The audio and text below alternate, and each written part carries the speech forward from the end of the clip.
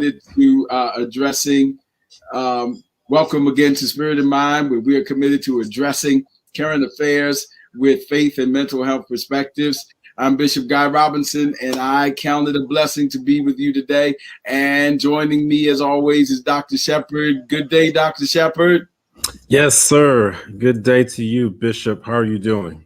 All is well. All is well. Great weather today in this mid-Atlantic area, at least.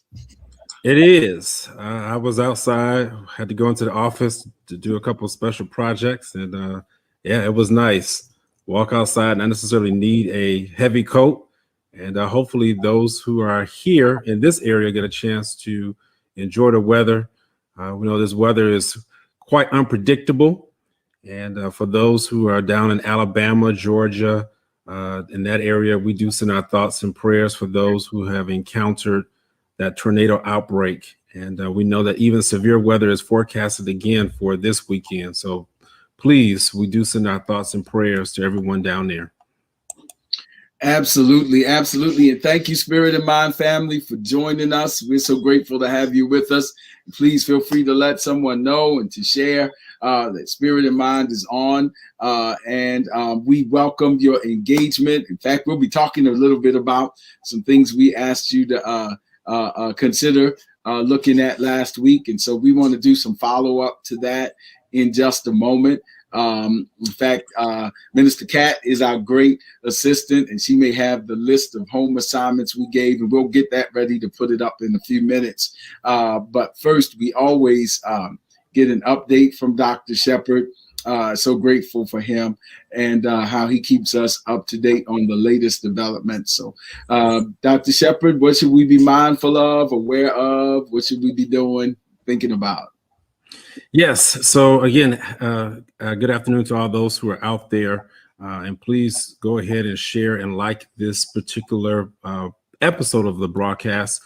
Just before I share that, Bishop, I want to let people know to remind them to go to spiritandmind.vidflex.tv to make sure that you are able to catch up and review. And you don't even have to catch up. Some of you just want to go back and just look and hear some of the episodes. And I will be doing that even as God continues to give us more projects to go back and look at. Some of these episodes have really been life changing. So spiritandmind.vidflex.tv, and you'll do yourself some good by going there. Again, share.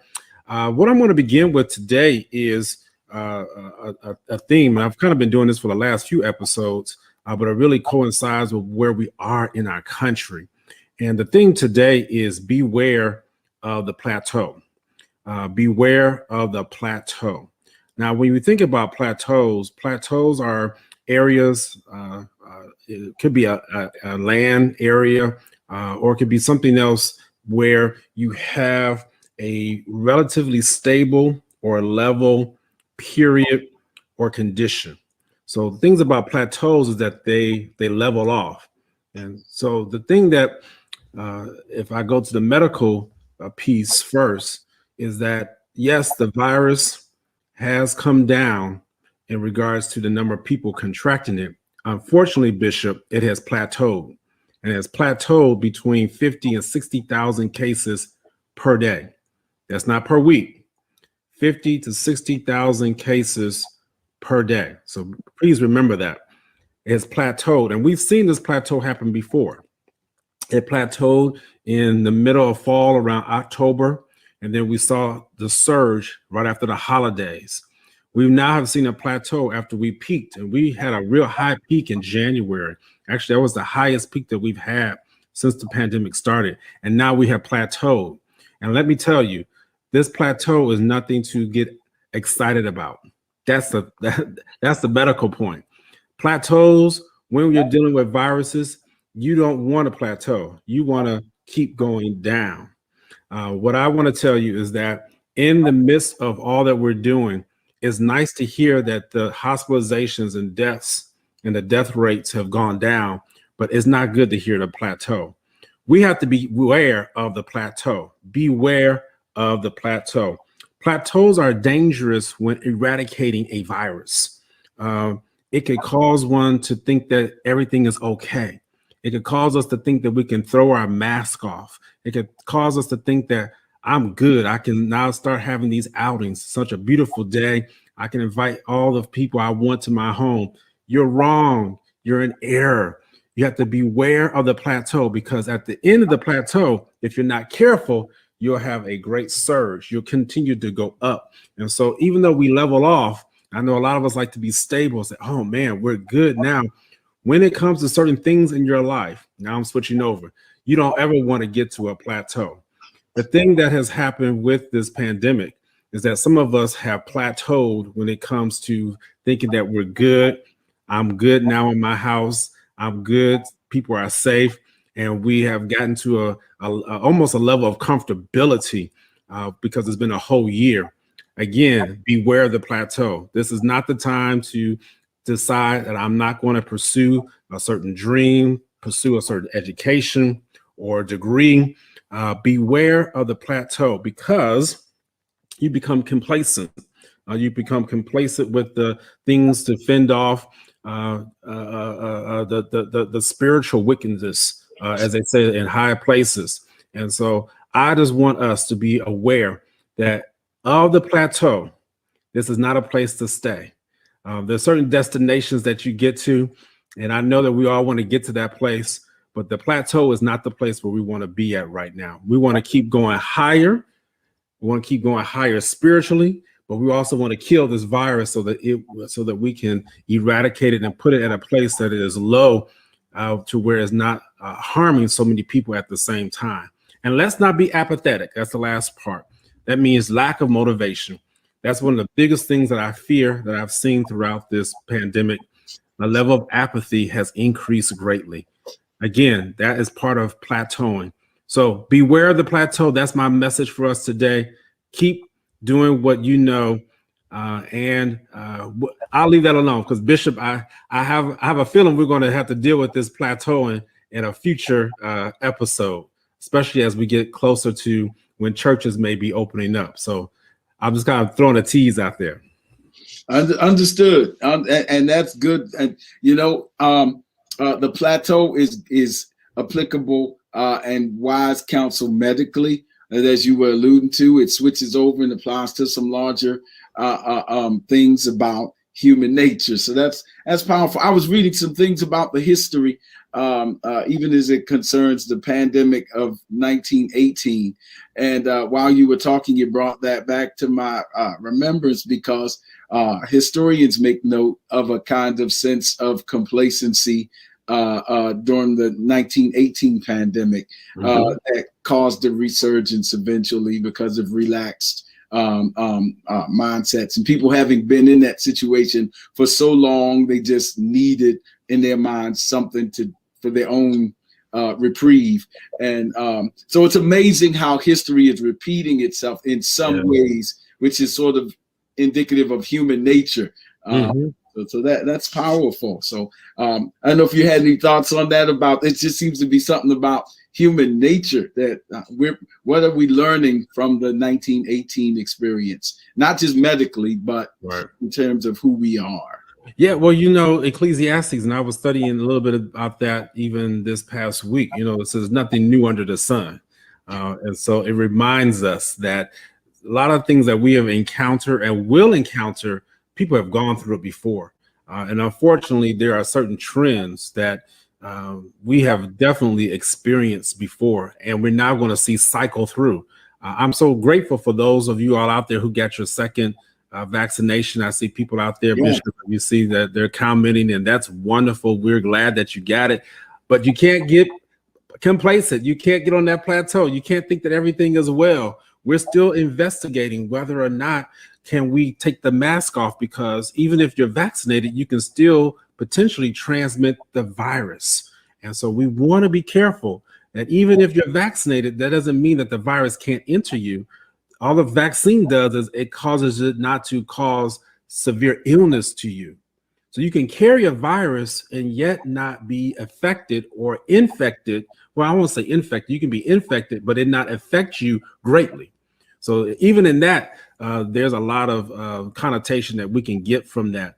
The virus can be inside of you, but it not affect you to where it causes you to go into the hospital or even death.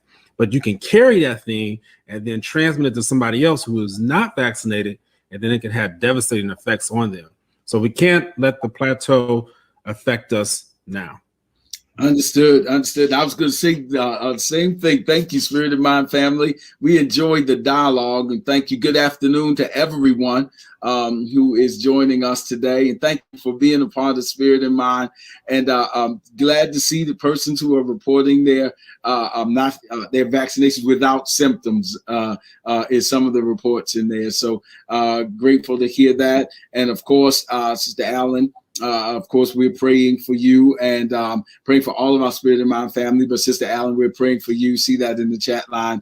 And Pastor Thomas, of course, who is my brother, absolutely. And so I'm, of course, lifting him in prayer every day. And so anyway, we are grateful that you are with us. And we have been talking about, and thank you for joining us last week. And we've been talking about living your best life, and we've covered several areas of that. Living your best life spiritually, living your best life intellectually, living your best life physically, living your best life socially and economically. And now we are at the living your best life emotionally. This is last week we talked a little bit about going into this subject, and we recapped some things we talked about in previous Spirit and Mind episodes about emotional regulation. And so we'd love to see if any of you have any responses. We asked a couple of questions last week. Please feel free to join in the chat line on any of these questions as we continue today. What is emotional intelligence? In what ways have you become more aware of your emotions? These were some questions we just put out there for your contemplation and response. But what things have triggered your emotions this week is what we wanted to know. How would you rate your month of March emotionally from 1 to 10? 1 meaning calm and 10 meaning chaos. How would you rate your week this week? Should you care to share, we certainly would love to celebrate and rejoice with those that do rejoice and cover in prayer those who are in need of prayer. How did you deal with those crises? These were some of the questions that we asked, and hopefully they provoked some introspection. We'll talk about the importance of that as we continue. Dr. Shepherd, what are some things we should keep in mind about living your best life emotionally?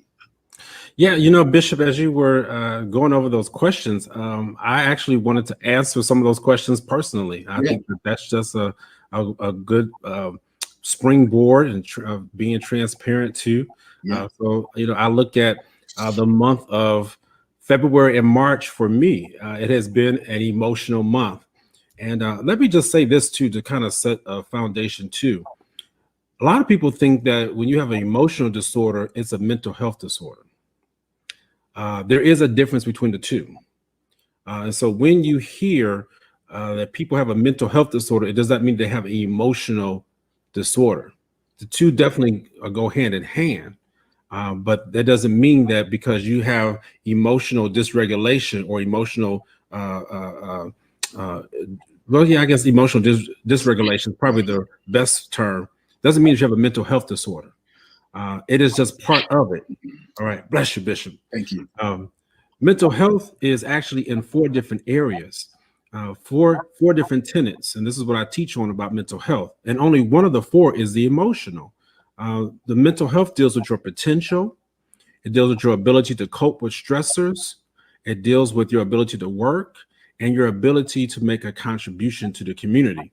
So really, number 2, your ability to cope, that works with your emotions.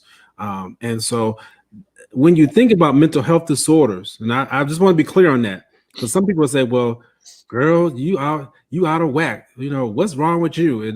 And so a lot of us define a mental health disorder according to the emotion that we feel. And that we have to be careful of. There are a lot of emotions that go along with mental health disorders, but it doesn't have to mean, or vice versa. It doesn't mean vice versa. So I hope you all hear me on that, and we can have more dialogue about that in the future.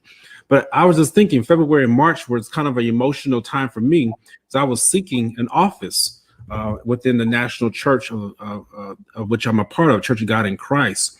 And so there were a lot of delays. There were a lot of different things that were going on, in particular with that election. And I have no problem being transparent about it. That's just who I am. And I was seeking the office of trustee. Now, the last Saturday, we had the election, and it was 34 candidates running. 15 out of 34 were selected. Unfortunately, I was not one of the 15. And so I was disappointed. And one of the things that I really challenged myself was that how would I handle when I am dealing with disappointment? And you know, Bishop, what happened, two things I'm done. One of the first things that came to me was what you told us so many months ago, and I've been utilizing it, is that when God does not meet your expectations, he will look for him to exceed those expectations. And so I tell people today that even though I'm disappointed, and it was a tough month for me in March, it's a tough month for me in February. It's been interesting. This last 2 years, February and March, have been very difficult for me emotionally. But I've seen how God has been able to keep me because even when I don't feel like I'm emotionally stable, that doesn't mean that my mind has gone. It just means that I have to learn how to be able to trust him more, how to be able to do what I know that helps to keep me stable. And we're going to talk about some of those things so that I can continue to live my best life. So, you know, I was just thinking about that. So the second thing is that, Bishop, I'm going to come out on top, even though I did not win. And that's really the thing that I was, and I know I'm digressing just a tad. It's like, how is it that when you don't win, but you still come out on top? That was a question I've been asking myself today. Just a little digression. Like, how is it that you don't win something, but you still come out on top? Again, you have to have some type of grounding. You have to know where your emotions lie, because your emotions can help you to run to a place that you don't want to go. And so this is why we take the time to understand how to be able to regulate the emotions. Doesn't mean you have a mental health disorder. It just means that you want to keep your emotions as stable as possible. All right, Bishop. No, Dr. Shepherd, that was golden. Really, we needed to make that distinction, particularly as conversations become more trendy in this subject, so that we can have a good substratum, a base to which to use our verbiage, and so that is so very important. So I'm glad you brought up those distinctions for our Spirit and Mind audience, and I'll join you in the. So we'll lead by example in this moment, and some persons have already chimed in. We're grateful for that. On the scale from 1 to 10, 10 being chaos, I wouldn't quite say chaos, but I would give it a good 6 to 7 in terms of being a hectic week, hectic month, balancing, pastoring, which in this season is no easy matter, trying to think about what our faith looks like. You know, that you hear the argument sometimes that faith makes you open your church. But the flip is also true. Faith makes you shut down your physical building and believe that God can do what he said he would do in Matthew, that the gates of Hades would not prevail, and that he would preserve his church. That takes faith as well. So deciding what those faith constructs will look like, because we all are subject to theological confirmation bias, where we look for material to back up our own existing biases. And so, but what does faith look like? And so that is an important part of the of that keeps you prayerful. And I'm going to talk about prayer and emotional health, wellness in a moment. But then there's teaching. So I do, most of you know, I teach 2 university campuses, one long distance and one usually physical, but is now online during this season. Developing that curriculum, nurturing and trying to be, of course, the caregiver for the spiritual needs of my church community, because I'm a pastor first, and then the needs of the students who are navigating through the difficulties of online learning in the university campus. And I'm writing, trying to do the follow-up book, the Critical Collaboration, and doing a lot of presentations on faith and mental health in internet presentation forums, for which we are grateful, because it means that people are waking up or becoming conscious of this need that is in our society. So anyway, all of that together, and I haven't even talked about family and responsibilities in home. And so all those things have merged at once. And so I just shared with my leaders, I got a vacation coming up somewhere on the horizon. I have not I have preached every Sunday since this pandemic. That's literally over 52 Sundays straight now. And so because I just felt, as long as the Lord was speaking, I said, all right, if you're talking, I'll keep doing it to get through the crises that we're dealing with. But I have scheduled a little getaway. That's good. That's good. So anyway, that's just my transparent moment for all of the persons that are starting off. And I see some persons sharing. So we I thank you, Dr. Shepherd. That's what losing but staying on top is what the Bible means when it says more than a conqueror. More than a conqueror. More than a conqueror means we should have lost. Conqueror is evident. But more than a conqueror means I wasn't expected to come out on top. And yet, despite the odds and despite the failure, we're in Holy Week right now. I had a seminary professor who really shook us one day in class. He said, this week represents what appears to be the absolute failure of God. The absolute failure. The death,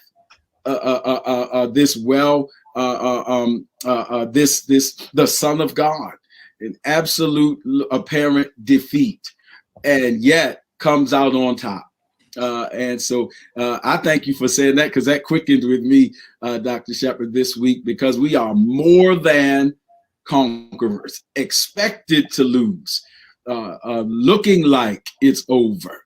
And yet God finds a way to bring us out on top. And in all these things, is what he says, killed all day long, counted as sheep for the slaughter. That's the apparent, looks like this should have killed you. But in all these things, we are more than conquerors, because we overcame what was expected to be the end. And so I want to speak that over everybody's life, that whatever looks like it's defeating you, may it work for your good, according to the word of God. So, Dr. Shepherd, we started off. So where do we go from here with emotional, living your best life emotionally? Yeah, so let's just take it a little bit further. I know that Bishop has some scriptures and some points and some tenets, and so I'm just going to help, since we have his outline, we're just going to kind of bounce back and forth off of that. And so one of the things that really struck me was being able to be aware of your emotions and your reactions. This is how you're able to live your best life. And Bishop will go over the scripture and things like that, but I just kind of want to set him up for that. Be aware of your feelings and your reactions. One of the things that I went back to, even as we have talked about emotional regulation before, is this whole idea about numbing. This period of time, if you're not careful, can cause you to go numb. It really has. And really, it ties into what I talked about earlier with the whole plateauing. When you get to a plateau, you kind of can become stable, and then you begin to not be affected as much by what is going on around you. There's something that's called psychophysical numbing. It's a form of numbing, and when we don't really differentiate between what is happening on a large scale basis. So what am I saying? In relation to what is happening with the COVID-19 pandemic, we look at the hundreds of thousands of people who have died. I think we're approaching 540,000. Actually, I think we're past it now. I think we're approaching 550,000, over 500,000 people plus. Just unbelievable. It's even hard for us to understand, to grasp that number of people dying in a 1 year's time, a little more than 1 year's time. And if we're not careful, we'll just allow that number just to kind of sit out there as just a number, but we don't feel the grief, we don't feel the loss, we don't feel the impact. And that's what happens when we don't take time to express our emotions and our reactions. I was dealing in clinic this past week with a young man who was talking about the death of his mother. And it really was an unfortunate accident how his mother died. His mother died on her way back home from dialysis. And she was in one of those vans that transport people medically. And the van got into an accident. The bus, I should say, got into an accident, and she ended up dying a few days later because she wasn't strapped in right. So such a sad case. And the reason why I mention this is because the young man said he dealt with it on his own. He said that he, as he was talking about it, there was no type of emotion. There was no type of, there was reverence, definitely, but you just didn't feel like he was, as he was describing, you just didn't feel it. Like, I felt more sad than he did. And so I asked him about it, and he said, well, I already dealt with it. It was clear that he had dealt with it because there was no type of sadness. Now, I'm not saying you got to be crying and falling out and things like that, but there should be some type of show of emotion that, as you're describing what happened to his mother, it just happened just maybe a couple of years ago, and he didn't show any sign to that. And so I think that this is an appropriate example to talk about right now, about expressing your feelings in appropriate ways, because he had been taught that, yes, he can talk about it, but he couldn't show any type of emotion with it. He felt that showing emotion to that would show some type of weakness, or that he wasn't over it. What I want to let people know today is that in our sessions, in these sessions with Spirit in Mind, as we're talking about living your best life, if there's something that is disappointing you, if there's something that is hurting you, if there's something that you're ashamed of, if there's something that you're angry about, now I'm going through all the emotions now. If there's something that that you just really just frustrates you, there's a way in how to be able to express that, because when you don't express the emotions, let me tell you, it's going to tell off on you. It's going to show off on you in some way or another. And we want to be careful of the whole numbing piece. We want to make sure that, and Bishop, I'm throwing it to you now, be careful or be aware of how you express those emotions, and make sure you do it in an appropriate way. Absolutely. That's so helpful. And I'll start off, and let me just say by way of this, because sometimes the chat line, I enjoy the conversation. I thank you for putting your responses about your emotional awareness. That's why we asked you to do that, because of Dr. Shepherd talking about, as he just finished, the importance of kind of not suppressing or repressing these emotions. And that's why, honestly, I gave it to you in a numerical form. And I see Sister Hackshaw for putting a 5 up there. Those kind of things give qualitative numbers to it and help us to avoid avoidance by churchy language, if you will. How was your week this week? Blessed and highly favored. Right. Understood. I got you. But I'm not in the pulpit right now. but how do you qualify that? And so when you say 1 to 10, you begin to put qualifiers on it that can be subjective to have that kind of conversation. And so that's the reason for the numerical measuring, lest we either suppress or repress. Suppression being intentional, repression being unconscious. And so that's great language. I appreciate y'all putting that number on it. And we'll talk more about that as we continue. But so I want to talk about emotionally healthy spirituality. That's a term really used by Peter Sorrow. But it's so applicable to what we're talking about today.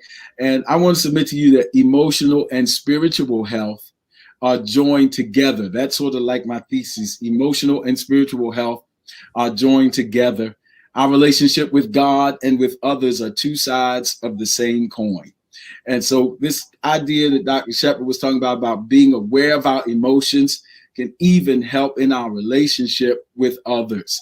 And so our relationship issues, our interpersonal affairs can be helped by our own self-awareness or emotional intelligence.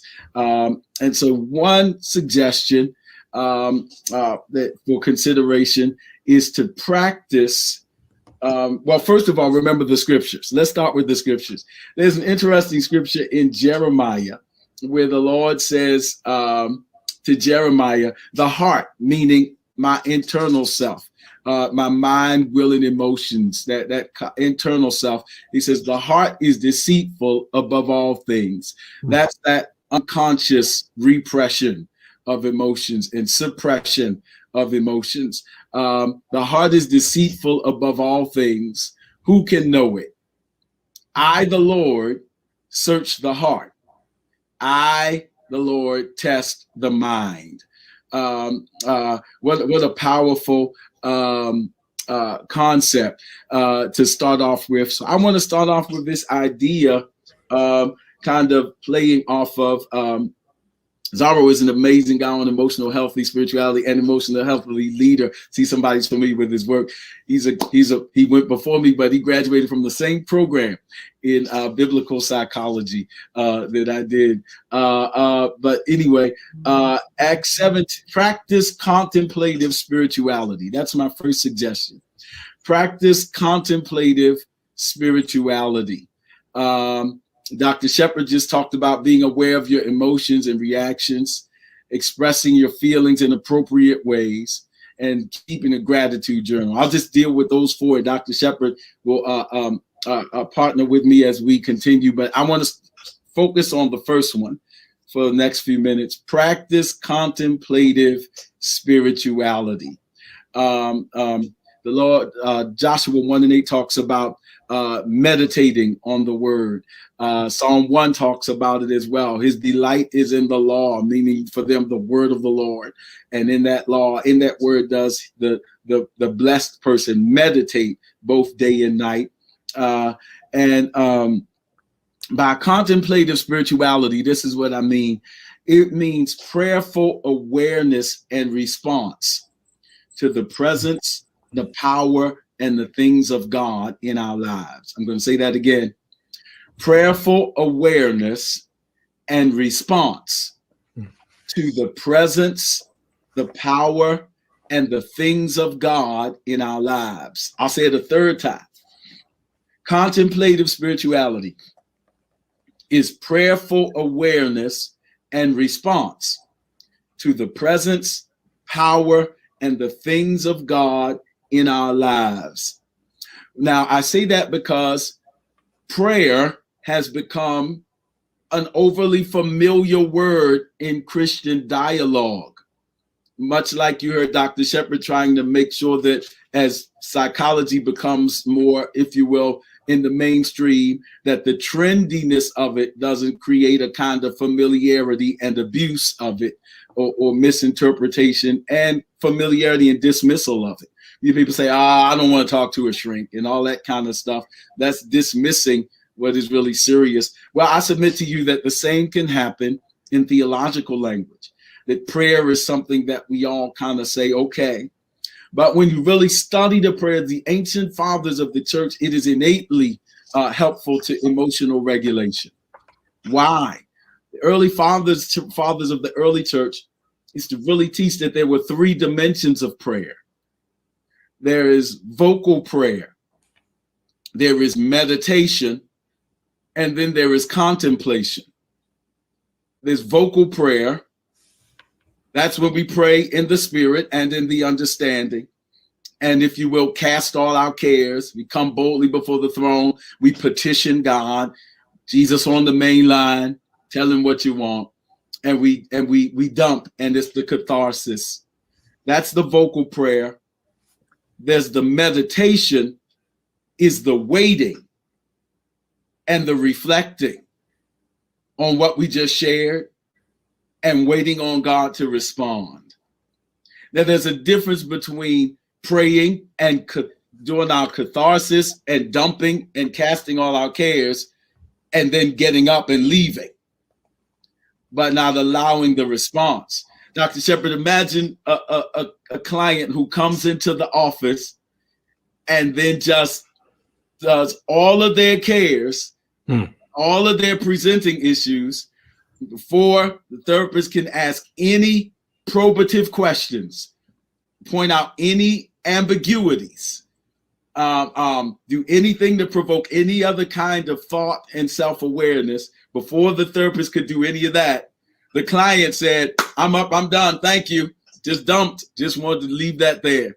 Well, that certainly is their right, but it's not necessarily the most productive transformation process, because they really just brought all their presenting issues, left them on the table, and then left out the room. And sometimes that's how we can be tempted to pray. To kind of just say, this is what I want, this is what I want, this is what I want, this is what I want. And that's the vocal prayer, but never allowing the moment of meditation that leads to the moment of contemplation. The early church fathers taught that contemplation was the phase of God's visitation and response. Like in the book of Acts, we see Cornelius praying at the 9th hour of the day, and he prays until an angel comes and gives him a response. Or we see Peter praying on the roof of Simon the tanner's house, and he prays until God puts him in a trance and then begins to speak to him and respond. And so we have to stay at the altar so that God can show us our heart, as Jeremiah said, show us our motivations, show us our true emotions, so that what has been repressed subconsciously can come to the surface. So God can show us ourselves and show us our emotional state so that we can be true to ourselves. We can show us when our hurt is talking and show us when our anger is talking and help us to be angry but sin not. All those things are because of the going through the process of the vocal prayer to meditation to contemplation. Mama was right, and I'll close with this. Dr. Shepherd, please feel free to chime in here.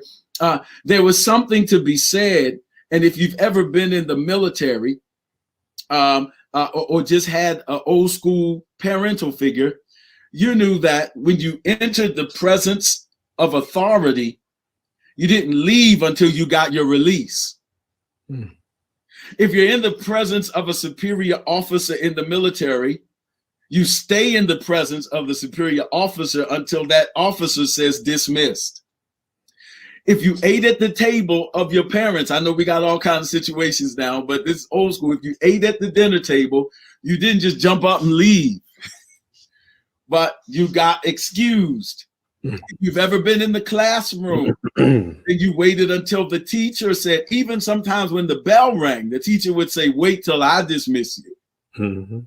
Because there's something about that. In fact, if you had a mama like mine, if you answered the wrong way and stormed out the room, mama would call you back in the room and say, try that again. Right. And then you would have to answer. I see you, at least some of y'all know what I'm talking about. And then you could be dismissed. That's because I want you to transfer that principle to how we have the power in prayer to go boldly before the throne. But think about that language. That's the language of royalty. You don't just leave the king's presence at will. But there's something to be said about praying until we get our release. Well, I'm going to fall asleep. Sometimes that might be good, because that means the Lord can give you a dream, to be Freudian, so that the subconscious can come conscious, so that he can lift those things from all the defense mechanisms and what we call peeling the layers of the onion of all of your defense strategies that you've been using to repress and suppress your emotions. Sometimes it is in the dreaming stage that that subconscious stuff can become conscious. So stay in meditation. If you doze off, maybe that's how the Lord wants to get your attention and bring some things to the surface. Maybe you'll dream while you sleep and the Lord can talk to you. But that contemplative prayer dimension is hard to do in a culture that stays as busy as ours. But it is unmannerly to excuse ourselves from this presence of power without a dismissal. That's why the old saints talked about praying through. It means pray through my emotions, pray through my presenting issue, and wait until the Lord gives a response. And so that'll help regulate some of our emotions as well. So that's why I wanted to start with that contemplative spirituality. Dr. Shepherd, help us out here. Yeah, Bishop, that was very good. Thank you for breaking that down. I just have a couple seconds and then we're going to keep moving because I see our time is getting away from us. But you said it, and I'll just say it in a different way, that emotional regulation requires discipline. And that is something that so many of us need and desire more of. We need more of the discipline that is required so that we can live our best life. Discipline sometimes becomes an ugly term, it becomes an ugly word, and it's associated with having to submit to somebody and trying to say that somebody's over somebody else, or that you don't have the guts to stand up. There's a whole lot of bad connotations goes along with the word discipline. But unfortunately, a lot of those things are in error. There's nothing wrong with discipline. A disciplined life is what God calls for us to live. And we must be disciplined even in our emotions. And let me tell you, that's one of the areas where I really think that we need to spend more time in. We need to be more disciplined in our money, the financial piece. We talked about that. We need to be more disciplined in our social areas, more disciplined in our physical areas, more disciplined in our intellectual and spiritual. So really discipline applies to all three. But one of the areas where we don't focus a whole lot, rarely, I'll just say that, is how to be disciplined in our emotions. Too many times we are emotionally charged in our decisions. We're emotionally charged when it comes to preparing for worship, or even in worship, or even in our daily activities. And what God wants us to know is that when you are disciplined in your emotions, as I've talked about the different 6 areas, it allows for all those other areas to really fall right in line so you can do what is best in all those areas. So I'll just leave it alone at that. Just wanted to add that word discipline is necessary, is a necessity for us to be able to live our best life in all 6 areas, truthfully. Absolutely. Proverbs 16:32 talks about discipline this way. It says, he that ruleth his own spirit is mightier than he that takes a city. Which means it's easier to take a city than it is to discipline our own emotional awareness. Think about what that's saying. And so, because it is a discipline, and it is discipline is part of the word of actually discipleship. If we are called to be Jesus's disciples, discipleship is the state of being disciplined. That's literally what it means. And so some of that can come through prayer. Like what one of the persons said, my mom told me to pray things into peace. Oh my goodness. Into shalom, into the wholeness, until things start coming together. Wonderful. And so, yes. So that's one way. that we can do that is practicing contemplative spirituality. Let me just add this last little practice you might want to add in contemplative spirituality. Ignatius Loyola called it the prayer of examine or examination, which means at the end of the day, your last day, run the day through your head, like in prayer, and meaning go through it. What did I do today? How did I feel about what I experienced today? And allow the Lord, think of it as a videotape, but let it run through your head in the prayer moment, in the meditation part of prayer. Let it run through the day. Today, the office was really rough. Let it run through your head. Today I had to clean up the house and do homework with the kids. Let it run through, but allow the Lord to hit the pause button at any place the Spirit of the Lord wants to do it. And say, I want you to stop right there, where you had to stop working to go deal with the kids who are home from school, and then had a phone call, gave you some bad news. I want to stay right there. Pause. How'd you feel? That's reflecting on the day. That's not now lay me down to sleep, pray Lord my soul to keep, and jumping into bed. That's taking the moments to go from vocal prayer to meditation to contemplation, allowing the Lord to speak to those issues. Try that. Consider that this week. Spending at the end of every day, replaying the day in the presence of the Lord. That's the contemplative part of it. Make a routine of the last 7 minutes of my day before I go to bed. The last 5 minutes, I'm going to sing a song of worship or listen to 1 minute of my favorite song and go into prayer. Then I'm going to spend a few minutes just being, letting the Lord respond to different parts of my day. And letting him speak to those matters. And then I'm going to go to bed and rest in the Lord. Consider trying that and see what that does in terms of emotional regulation. So that's one thing. The second thing that we have, in addition to practicing contemplative prayer in our time is getting away. This is always so much fun on Spirit and Mind. But the other thing, in addition to that, is practice contemplative spirituality. Dr. Shepherd gave this one: be aware of your emotions and reactions.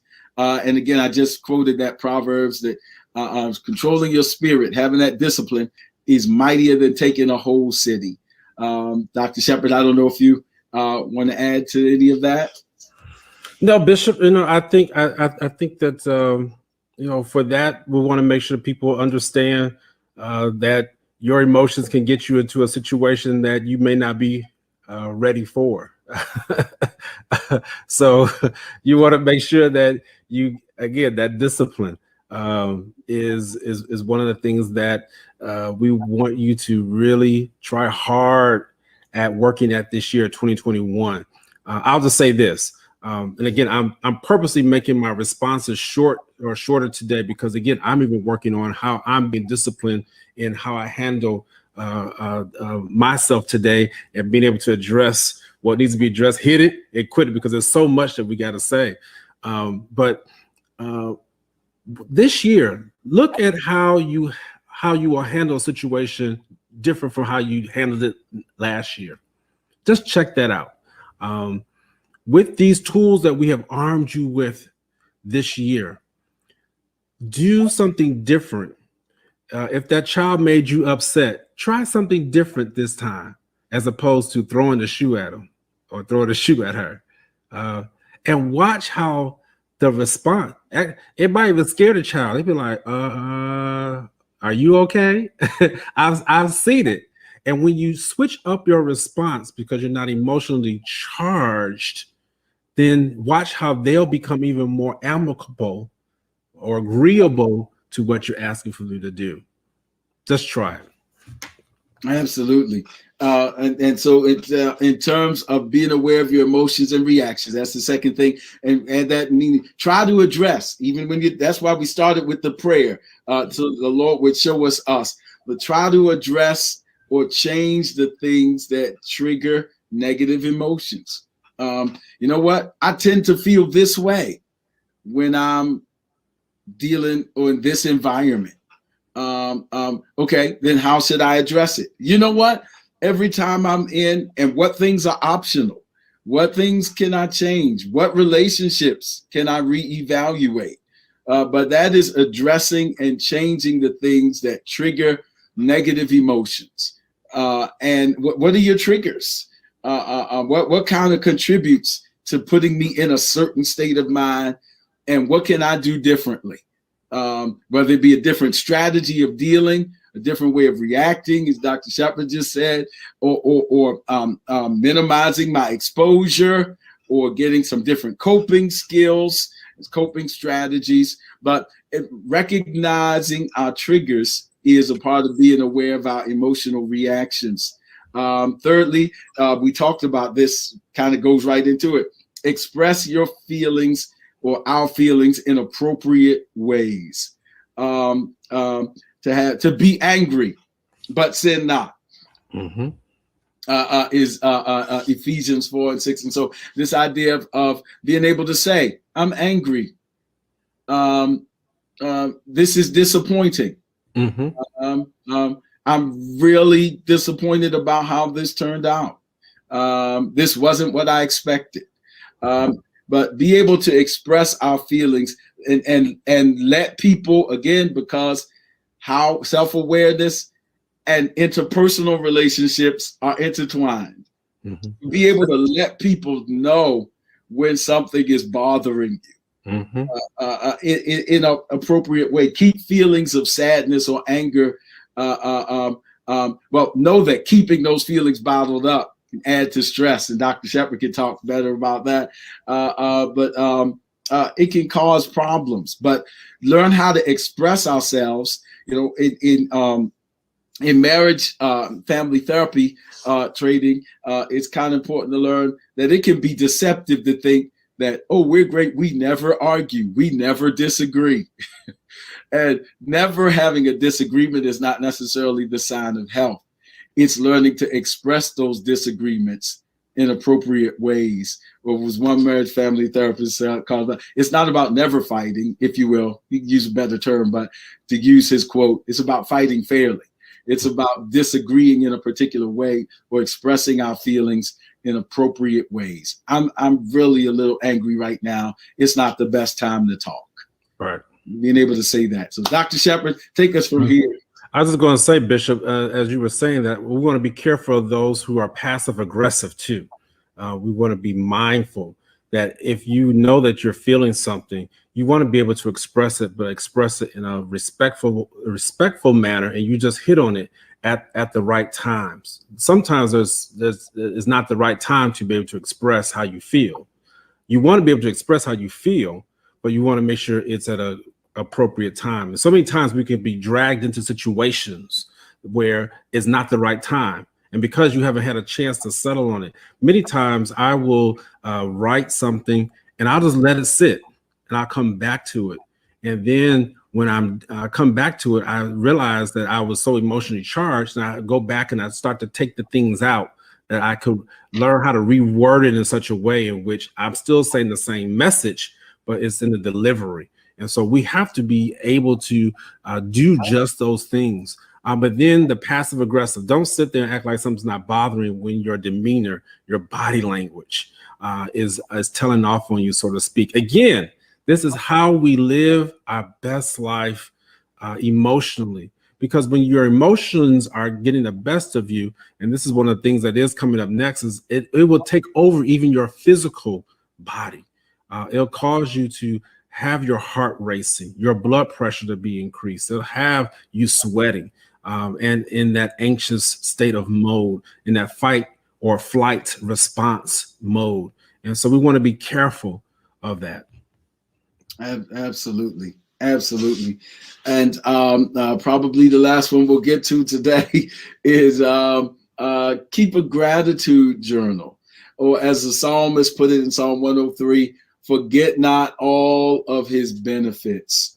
I say that because there's been some recent evidence, and I was reading some great research by UC Berkeley and Yale and some others that did some great experiments. And in these experiments, they kind of had a control group that went to therapy sessions, and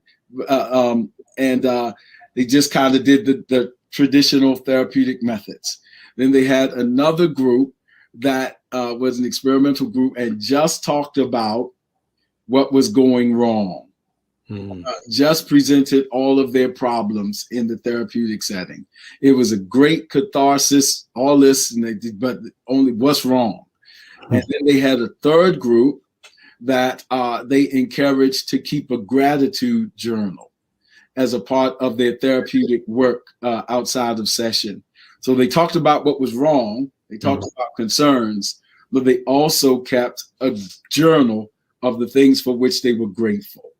And the group that made the quickest progress in their findings was the group that, it wasn't the group that did traditional therapy, it wasn't the group that just talked about their problems, but it was the group that kept the gratitude journal along with the traditional therapeutic methods.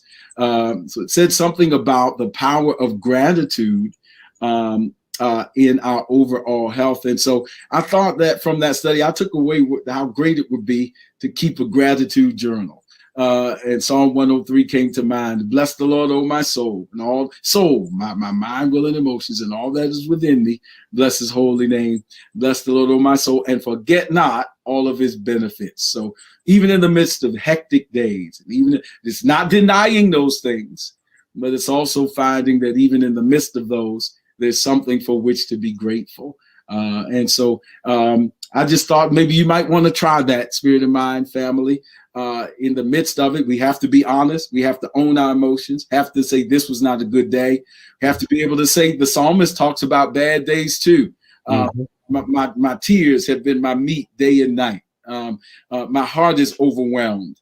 So, but in the midst of that, it's not denying those things, because we have to be able to own those, or acknowledge those. But at the same time, take a list of some things for which we are grateful. Absolutely. And Bishop, that's what I've done. Just even again, this past week, I've reflected on the lessons that I have learned thus far in 2020 throughout this pandemic. I'll just say lessons learned through the pandemic. And you have to go back and do that. That actually helps you to go back and see how far you have come.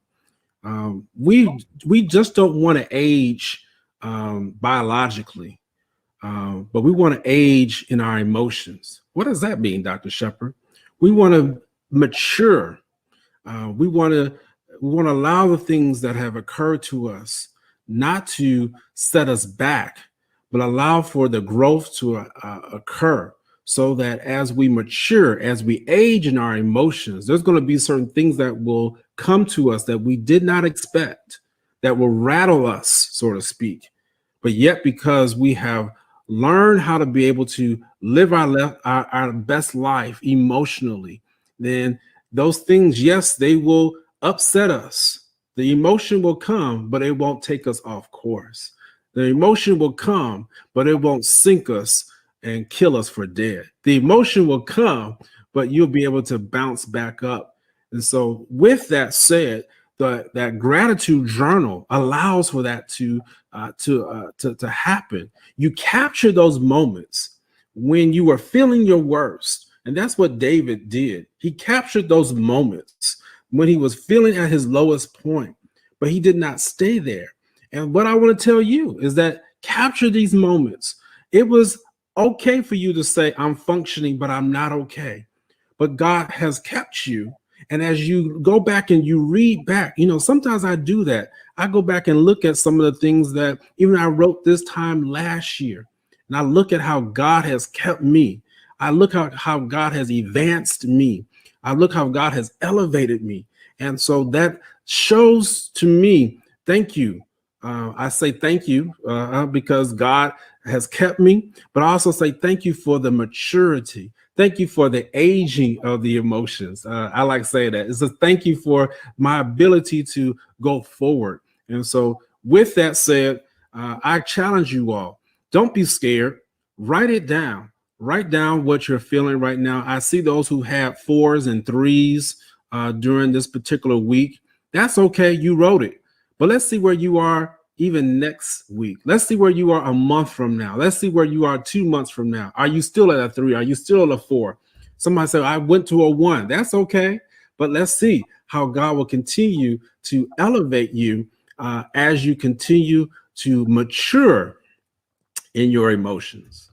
Yes, that consistency over time is a big deal. So please, thank you, Dr. Shepherd, for saying that. Please continue with if you consider continuing with these practices that we've given, and we'll continue to talk about them in future broadcasts.